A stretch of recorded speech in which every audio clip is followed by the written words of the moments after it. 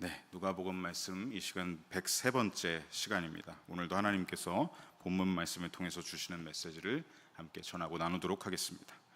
자, 자막을 보시면 지난 시간까지는 우리가 누가복음 10장 1절로 16절까지 말씀을 보면서 예수님이 앞에서 먼저 세우셨던 12제자와 따로 70인의 제자들을 세우시고 그들에게 전도 여행에 있을 일들을 당부하시면서 파송하시는 모습을 우리가 볼 수가 있었습니다.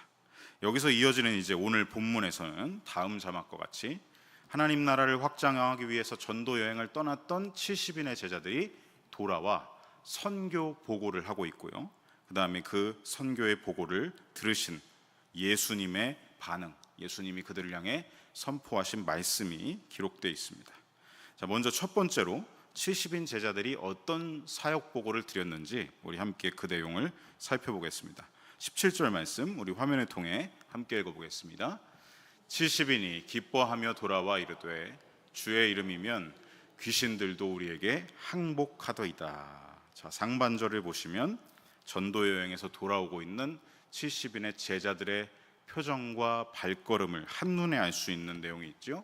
기뻐하며 돌아와 라고 하고 있습니다. 제자들의 얼굴마다 이 전도여행, 선교여행을 마치고 돌아오는 그들의 얼굴이 기쁨이 넘쳐났다. 돌아오는 그들의 발걸음이 너무나 가벼웠다는 것을 알 수가 있습니다. 도대체 전도여행 중에 무슨 일이 있었길래 이렇게 기쁜 얼굴과 가벼운 발걸음으로 예수님께 돌아오게 된 것일까? 하반절에 보면 알 수 있죠. 짧은 보고의 내용이지만 그들의 전도여행을 한눈에 축약할 수 있는 내용이 기록되어 있습니다. 주여, 주의 이름이면 귀신들도 우리에게 항복하더이다. 격앙된 제자들의 보고죠. 이것을 통해 우리는 그들의 전도 여행이 주님의 능력이 역사하는 하나님 나라의 현장이었다는 것을 한눈에 알 수가 있습니다. 주의 이름이면, 그렇습니다. 오직 예수님의 이름만이 사탄의 어둠, 그 어둠의 세력을 내어 쫓을 수가 있는 것이죠. 제자들은 자신들의 이름이나 자신들의 능력을 발현하고 왔습니다 라고 하지 않고 오직 예수님의 이름만 선포했고 예수님의 이름만 의지했습니다. 그러자 하나님 나라가 역사하는 현장을 목도하게 된 것이죠. 다음 화면과 같이 지난 주일에 제가 노리마츠 선교사님 저녁에 특강으로 전해드렸습니다. 조선에서의 선교 사역을 하시는 동안 자신의 이름을 드러내려거나 자신의 어떠한 능력을 보이시려고 힘쓰지 않으셨습니다. 이 선교사님은 오직 예수님의 이름만 드러나기를, 그래서 철저히 자신의 이름은 감추며 무명으로 남았고 예수님의 이름만 빛나기를 바라셨죠. 사역하는 내내 예수님의 이름만 붙잡고 사역하셨습니다. 그러니 사랑하는 아내가 33세의 이른 나이에 떠나고 그 4명의 자녀들을 업어가고 키워가면서 조선 땅에서의 사역을 14년 동안 오직 예수님의 이름만 붙잡았기에 감당하실 수가 있었던 것이죠.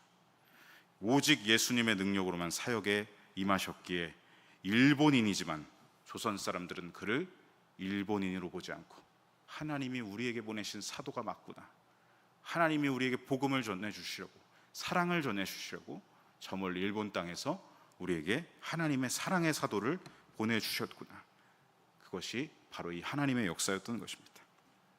다시 우리 17절 말씀을 보시면 하나님 나라를 확장하는 역사는 바로 이렇게 내 이름이 아니라 오직 주님의 이름이면 일 때 이루어진다는 것입니다.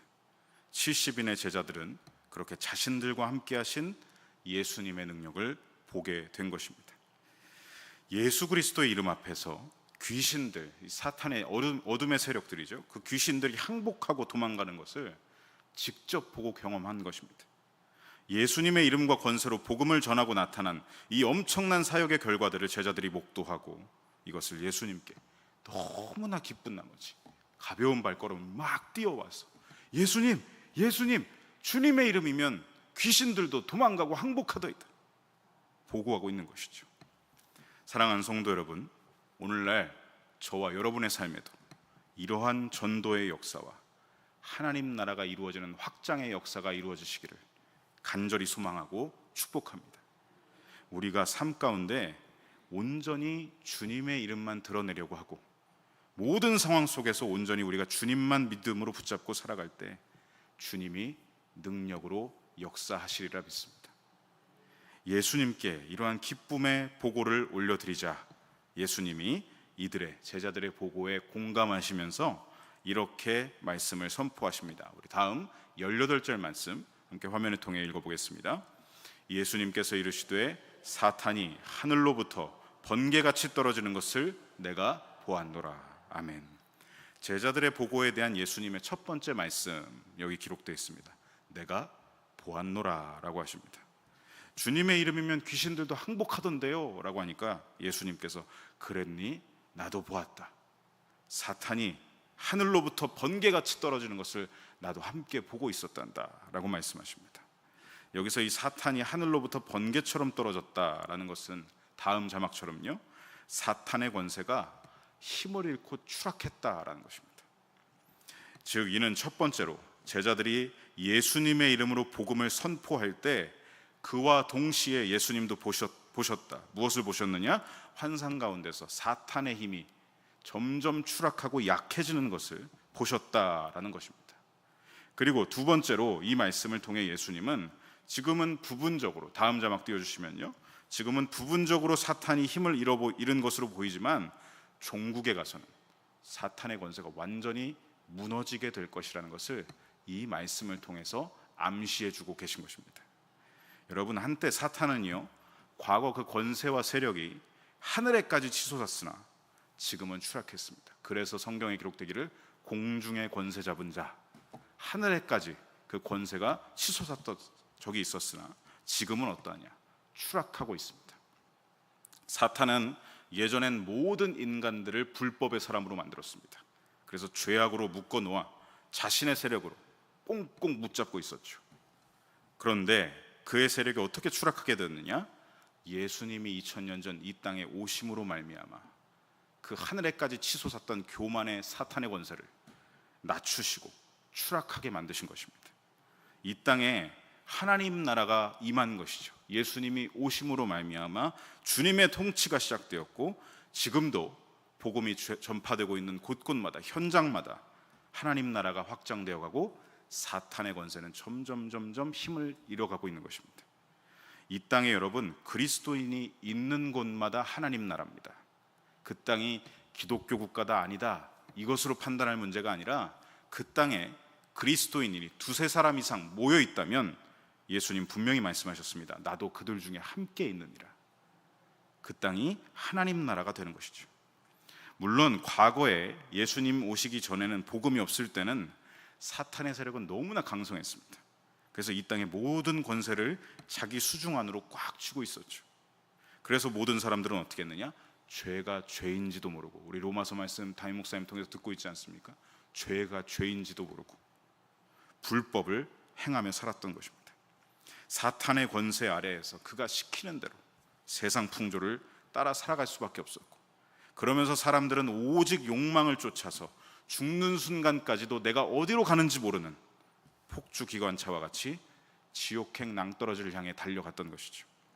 그러한 이 세상에, 그러한 불법의 이 세상 한복판에 예수 그리스도께서 오셨습니다. 어둠을 내쫓는 빛으로 우리 가운데 오셨던 것이죠. 2000년 전 저 유대 땅에 예수님이 오심으로 하나님의 나라가 이 세상에 침투하였고 그 깃발이 이 땅에 처음으로 꽂아지게 된 것입니다. 그리고 그 복음의 깃발은 사도들을 통해, 그리고 여러 복음의 증인들을 통해 퍼져나가고 확장되기 시작했습니다. 사도행전 1장 8절에 나오죠. 예루살렘을 넘어 온 유대를 넘어 사마리아를 넘어 어떻게 됐습니까? 오늘날 튀르키예에 해당하는 아시아 지역도 바울을 통하여서 복음이 전파됐고, 아시아를 넘어 어떻게 됩니까? 유럽의 첫 관문이었던 마게도냐에도 복음이 바울을 통해 전파되는 역사를 보게 됩니다. 그리고 어떻게 됩니까? 마침내 로마, 그 제국의 심장 한복판에 복음의 깃발이 꽂아지면서 훗날 로마, 유럽 전체가 복음화되는 역사를 보게 되는 것이죠.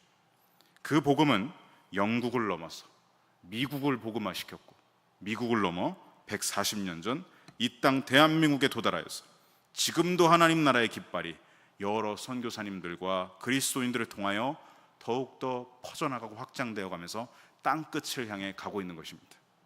그래서 사탄의 권세는 이 땅에 지금 발붙일 틈이 없을 정도로 힘을 잃어가고 있다라는 것이죠. 그러니 여러분, 다음 자막과 같이 사탄이 이것을 가만히 두고만 보지 않겠죠. 자기 권세가 떨어지고 추락하는 것을 가만히 보고만 있지 않기 때문에 우리가 일상에서 살아갈 때 영적 공격이 굉장히 극렬하고 심한 것입니다.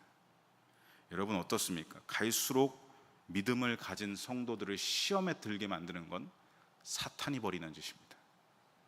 그 믿음을 점점 변질되게 만들고, 가랑비에 옷 젖듯이 조금씩 변질되게 만들고, 왜곡시키고, 말과 삶이 일치하지 않게 만들고, 이중적으로 살게 하고, 믿는 자들 사이를 점점 분열하고 깨어지게 만들고, 이런 영적 공격들을 벌이면서 마치 게릴라식으로 지금 하나님의 나라보다 자신의 권세를 계속해서 드러내기 위해서 영적 공격을 성도들에게 더 극렬하게 가하고 있는 것입니다. 그래서 여러분, 다음 자막과 같이요, 믿음 생활은 결코 편할 수가 없습니다. 여러분 아멘이십니까? 믿음 생활이 편하면 그게 문제입니다.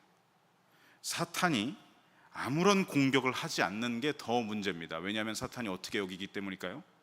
쟤는 그냥 가만히 냅둬도 스스로 예수를 멀리할 거야. 내가 공격하지 않아도 돼. 그냥 가만히 있어도 돼. 이렇게 여기고 있는 거겠죠. 여러분, 부디 저와 여러분의 신앙생활이 믿음의 선한 싸움을 싸워가는 살아있는 신앙이 되시기를 간절히 소망하고 축복합니다. 이번 청소년부 수련회가 바로 내일 이 주제로 시작됩니다. 너 하나님의 사람아, 믿음의 선한 싸움을 싸우라. 다시 한번 말씀드리지만 믿는 자들의 삶은 결코 편한 삶이 아닙니다. 사탄의 세력은 지금도 죄악의 올무를 사람들에게 씌우려고 하고 성도들을 잡아뜨리려고 하고, 그런 가운데서 믿음의 선한 싸움을 하루하루 싸워 나가는 것이 바로 신앙생활인 것이죠.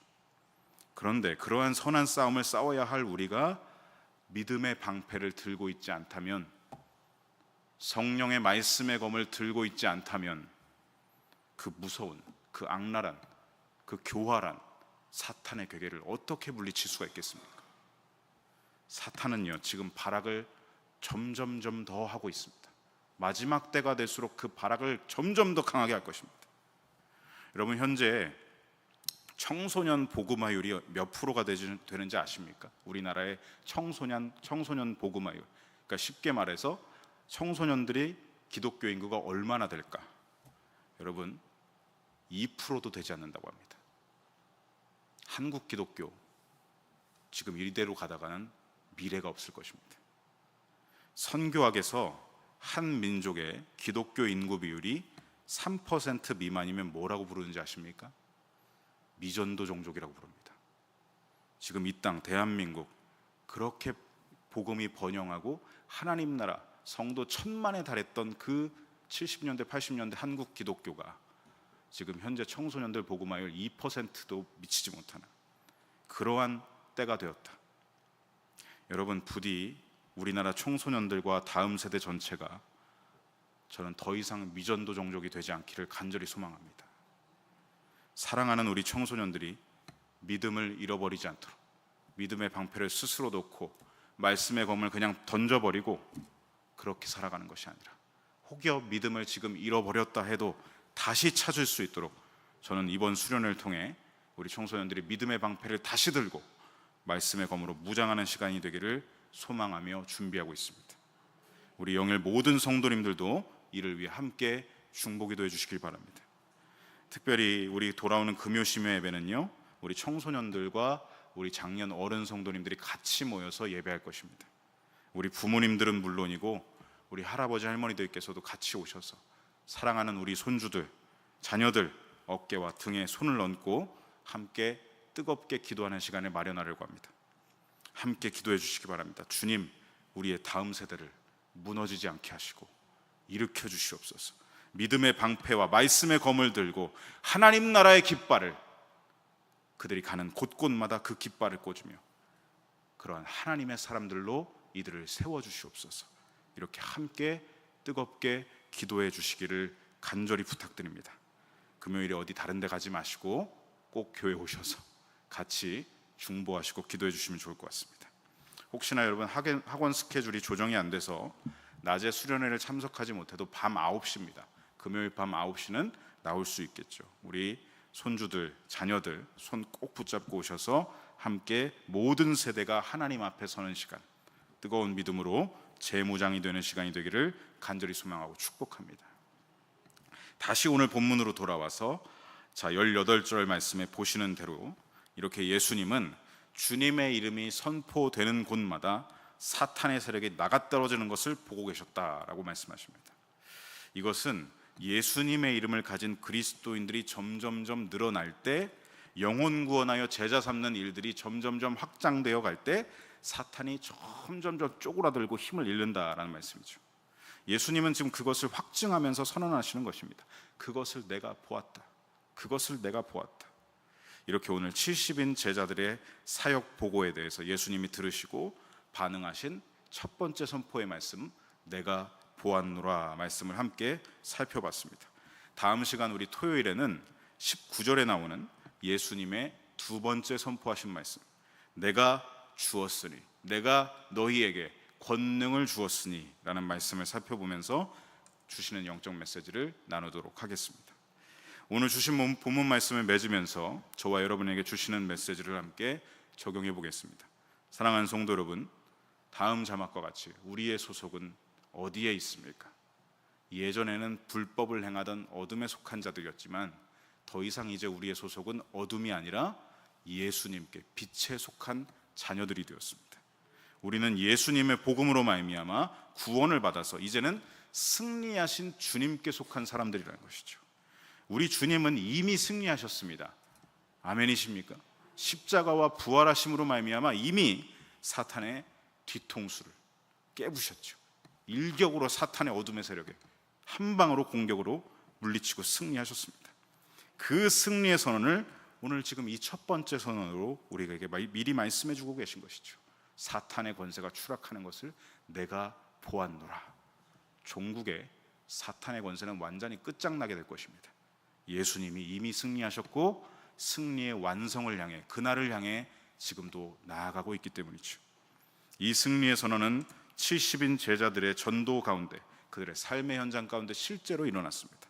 또한 이 영적인 선포는요, 오늘날 저와 여러분의 삶에도 적용되고 이루어져야 합니다. 예수님이 하신 승리의 선포가 우리의 삶에도 이루어져야 하고 지속되어야 한다는 것입니다. 마침내 모든 민족에게 복음이 전파되어 주님이 다시 오시는 그날, 우리는 승리의 노래를 찬송으로 올려드리며 우리 비전 찬양의 고백과 같이 기쁨과 눈물을 올려드리면서 구원하심이 오직 하나님과 그 어린 양께 있도다, 우리 그 예배의 순간을, 그 감격적인 승리의 순간을 목도하게 될 줄로 믿습니다. 여러분 기억하십시오. 최후 승리는 사탄의 것이 아니라 우리 주님의 것이요, 주님을 믿는 모든 그리스도인들의 것입니다. 그러므로 오늘 하루도 다음 자막과 같이 이제 우리 삶의 현장으로 나아갈 때 이미 승리하신 주님과 동행하시길 축복합니다. 승리하신 예수님과 함께 전진하셔서 가정과 학교와 직장과 일터에 하나님 나라의 깃발을 꽂는 주님의 군사들, 오직 주님의 권세를 힘입고 살아가는, 사역한, 승리하는 저와 여러분의 삶이 되기를 간절히 소망하고 축복합니다. 아멘.